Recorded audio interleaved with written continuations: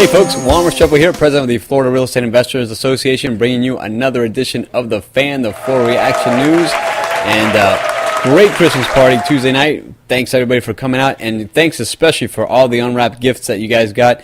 That was a ton of stuff.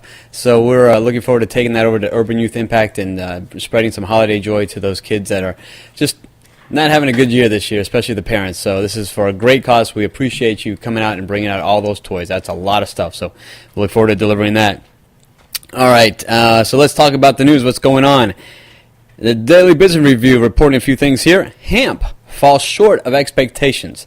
You know, this is the government program that they set forth in 2009, I believe, and well, they expected, this is their expectations, was to prevent about 3 to 4 million foreclosures. Well, a watchdog says that at the current rate, they're probably only going to be able to do $700,000 to $800,000, help them out of prevent foreclosure. This is out of 8 to 13 million foreclosures that they assume are going to have occurred between 2007 and into 2012. So that's a lot of foreclosures that are happening in a HAMP program that is going to fall quite a bit short of expectations. The Treasury had allocated $50 billion for this program. Only a quarter of it has actually been used, so they say. So they don't know if they're going to be continuing to fund it anymore. So see what happens there. And again, we've talked about this. One of the reasons that these guys can't get these HAMP workouts to work is that they've got their hands tied. For those mortgages that were pooled and serviced together under these mortgage-backed securities, the agreement says they can't touch that, the numbers. They cannot touch the loan term or the rate. So with that, they really can't, have no business doing it. It's a contract, and not even the government can step in and do anything about it. So really, it was a failed project going out to begin with. So anyway, leave it to the government. This is my personal opinion. All right, foreclosures scooped up by investors from down under. That's right. Now, you've heard us talking about Sharon's 32 West Realty webinar every week, right?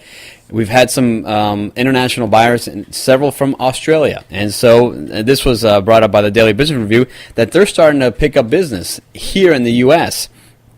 Yeah, they're buying up foreclosure all around the country.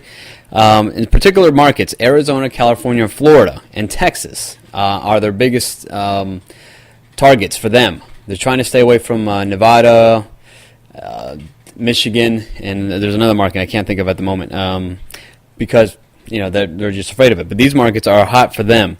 They're purchasing. Why are they coming in here?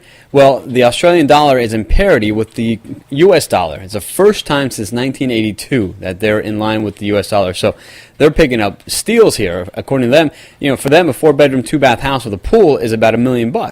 Okay, they're coming over here and they're picking them up for $50,000. So they are just all over it over here. Whether or not it is going to appreciate or not, they're not worried about it. All they know is that they can cash flow. So they're coming over here and taking advantage of their dollar and the strength of their dollar right now in comparison to the American dollar and buying up properties. So we've had some Australian buyers ourselves, so we know that they're here, they're serious. But they only make up 1% of foreign buyers, though. Yeah, you've got the Mexicans, South Americans, and forgot to write down who the other guys were. And I'm sorry, British. They're making up 53% of the rest of the buyers. So these guys, if you've got some connections around the world, get them to buy. They're your buyers. All right. On the news here, the Daily Business Review reporting Foreclosure-mill Demise is causing a scramble for thousands of cases. Well, Stern's office has gone bust. They've let go more than 3/4 of their staff. So they were at 12,000, and now they're down to less than 300 on staff. And so all their large clients have pulled out. Fannie Mae, Freddie Mac, they've gone. And so now they're really hardly anybody working to keep up with all the cases. Now, even though a lot of these files have been transferred, it's just being tough for these new banks, these lenders, to find new firms.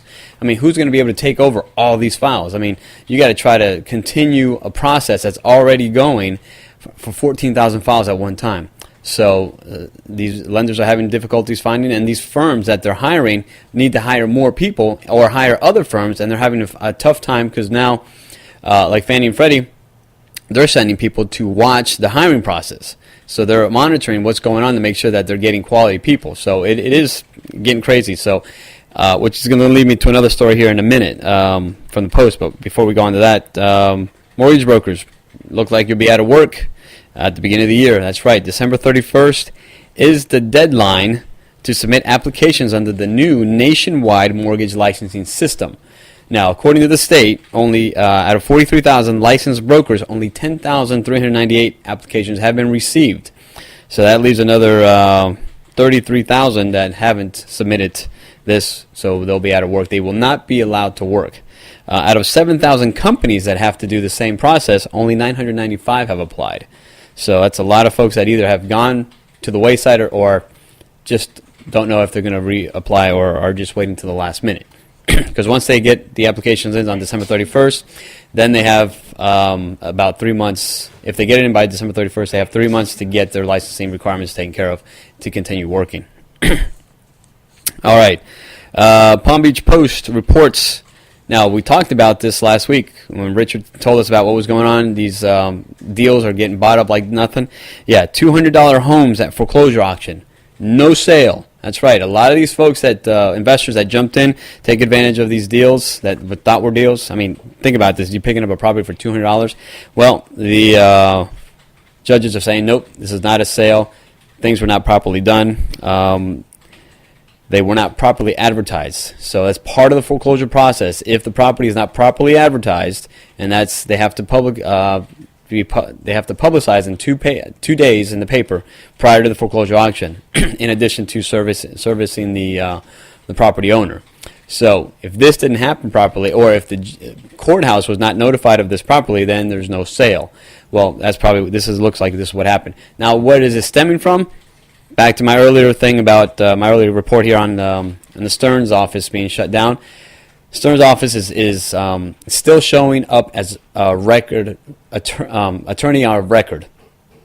Okay, so what does that mean? Is that these new law firms have not been able to get in front of Stearns office to sign off on the paperwork to tell them that, hey, they're no longer representing the representing attorney for this lender.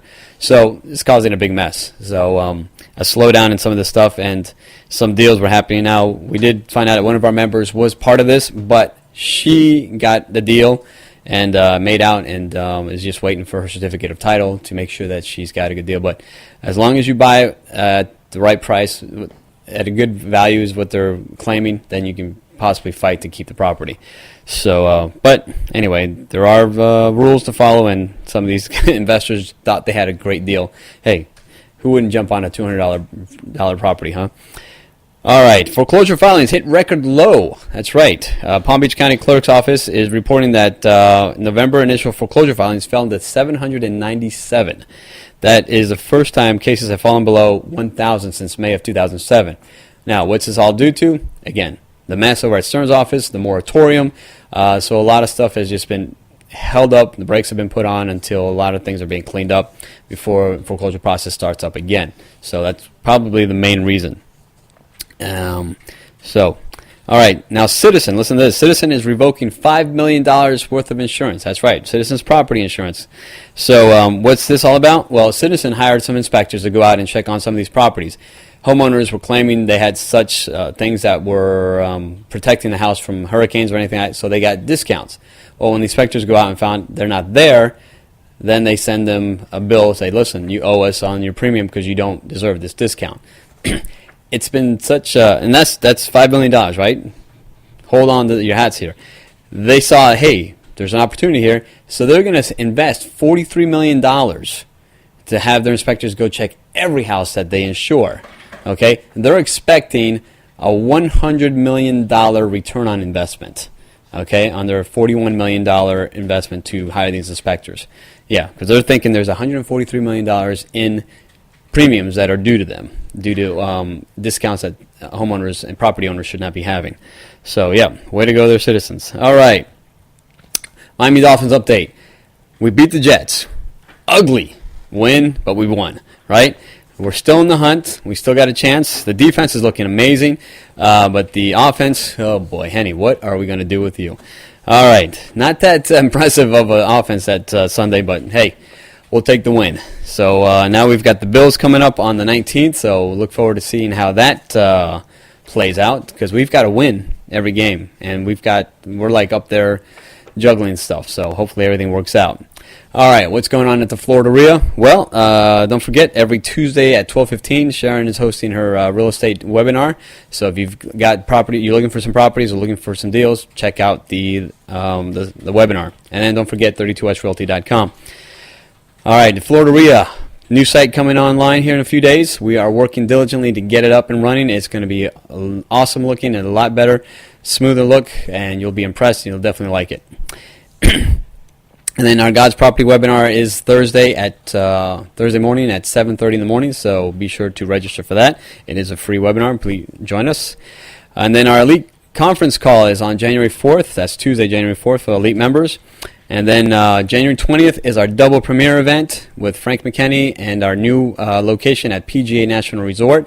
It's right off the Turnpike, so be sure to come on out there. It's going to be a fabulous event. We've got a lot of things going on that evening, so you're going to be sure to want to show up for that. It's incredible. And then January 22nd, it's the Let's Make a Deal workshop. This has been an outstanding success. Sharon had last time we did this workshop, people were just left there on fire and changed their lives, and we're out there putting deals together. So it's coming back up on January 22nd. And then for those of you interested in the Elite membership, this is our one time a year that we open it up. This is January 24th. Join us for that breakfast. Our guest speaker that morning will be Frank McKinney, so you'll get a chance to be one-on-one with him that morning. So find out more. So check out the FLREIA website for more information. All right, and I want to remind you again to renew your membership, as our membership prices are changing as of January 1.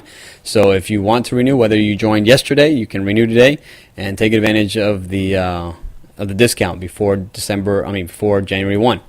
All right, that is it for today. Don't forget to follow us on Twitter, Facebook, and YouTube, and check out our FLREIA blog. All right. Well, that's the news that is the news. Thanks for tuning in. This is Juan Restrepo signing off. We look forward to seeing you at one of our upcoming events. God bless. This is all we got, and we gotta stop thinking it. Every second counts on the clock that's ticking. Gotta